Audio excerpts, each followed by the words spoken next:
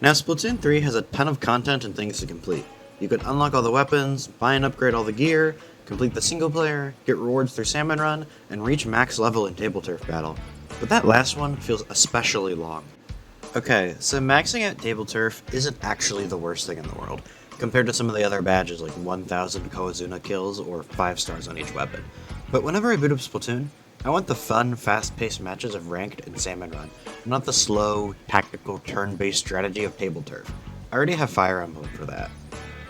I want to go over a couple basics before talking about the fastest grinding method. First, TableTurf Battle is a minigame found behind Grisco Industries.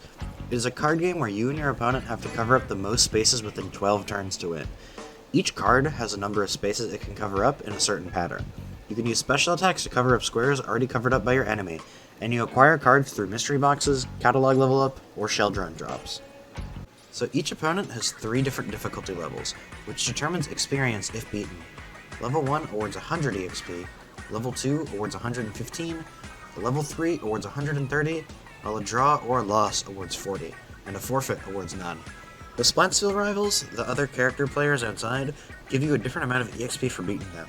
The EXP yield is higher, but it's inconsistent on which levels show up, and unknown how their AI works, so it's not optimal for grinding, and I will be excluding them from this analysis. I tested this against Baby Jelly, the first opponent you can challenge. I did this 4 different ways, beating him on level 1, 2, 3, and ending turn for 12 turns straight. For each of these methods, I did 10 matches and recorded how long the match took, win, loss, or draw, and how many points I got. I started the timer as soon as when you clicked what deck you wanted to use. I did this because you might want to reshuffle your hand for the higher level opponents, which cuts into grinding time. So, let's go over the data. So first off is the tab I would like to call throwing. This is just clicking skip turn as fast as possible. You lose every time, but it is mindless, so you could do this with something like watching a movie. On average, it takes about 1 minute and 41 seconds to complete a game, and about an average of 14 minutes and 11 seconds to complete 10 games. You have a win rate of 0%, but you gain 400 points. Doing this method, you get about 285 points every 10 minutes. Of course, you can't actually get 285 using this method, just a rounding quirk. Next is actually trying to win against the computer. Now I have a disclaimer. This is not the most complex way you could go about this.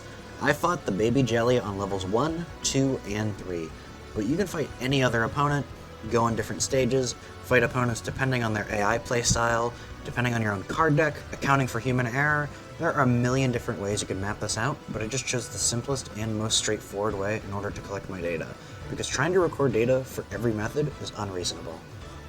Now, Baby Jelly on level 1 wasn't too bad. I never redrew my hand since its difficulty was relatively low, and I did play aggressive and make mistakes, but regardless of what level you play on, you aren't always going to win against the AI, so I think it's important to account for human error, which is why I also included win rate. Anyways, an average match took about 2 minutes and 9 seconds, with an average 10 matches taking about 20 minutes and 54 seconds. With a 70% win rate, I gained 820 points, and you'd gain about 390 points on average every 10 minutes. Quite a big step up from just auto-losing. Baby Jelly level 2 is where you need to play a tiny bit safer. An average match took about 2 minutes and 13 seconds, with an average of 10 matches taking 21 minutes and 39 seconds. With a win rate of 70%, I gained 925 points, and you'd gain about 420 points on average every 10 minutes, which is a little more efficient than level 1. Baby Jelly level 3 is where you aren't going to win consistently, and you'll probably lose more than you win, spending even more time.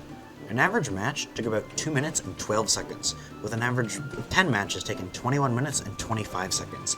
With a 40% win rate, I gained 780 points, which would get you about 371 points on an average of every 10 minutes, which is even less than fighting Baby Jelly on level 1, but that's mostly because of the low win rate. After testing these 4 methods, it turns out Baby Jelly level 2 is the fastest when grinding TableTurf Battle. While it's the slowest time per match, it isn't by a lot, and the points per 10 minutes are a lot higher than the other options. 30 points might not sound like a lot, but when higher levels require over 1000 EXP for one level, that extra 30 points adds up a lot over thousands of points. Now 4th place has an asterisk, but why? Well, it's because constantly throwing each match is not only the least engaging, but it's also the fastest time per match. Yes, you earn the least amount per 10 minutes, but that might be okay for some people, depending on how they play. Like if they're doing table turf in the background while watching a movie or shiny hunting. Oh my god. God damn it. Though level 2 is objectively the best, I felt like I needed to mention the lazy option too. So why do you even want to max out your table turf level? Are the rewards really that good? Well, not really. As a completionist, I do want to get all the badges and extra stuff I can. There are 3 banners, 1 emote, 7 badges, 1 title, 7 stickers, and 16 different card sleeves as rewards. Though, the card sleeves are related to beating each AI on level 33 times, so there's not much to speed that up. For me, I really care about the badges. 3 based on level, 3 based on number of cards owned, and 1 for beating every opponent on level 3 once. They aren't amazing, but if you're trying to go for all the badges like me, you would need to beat these eventually, so you might as well find the fastest method. I do want to mention, this was made on version 1.1.2, and will definitely change in the future with the addition of new cards, stages, rewards, and especially online multiplayer. I plan to make an update to this video if there's any new way to earn EXP drastically faster in the future. I want to say thank you for watching, subscribe for more Splatoon and Nintendo content. See ya.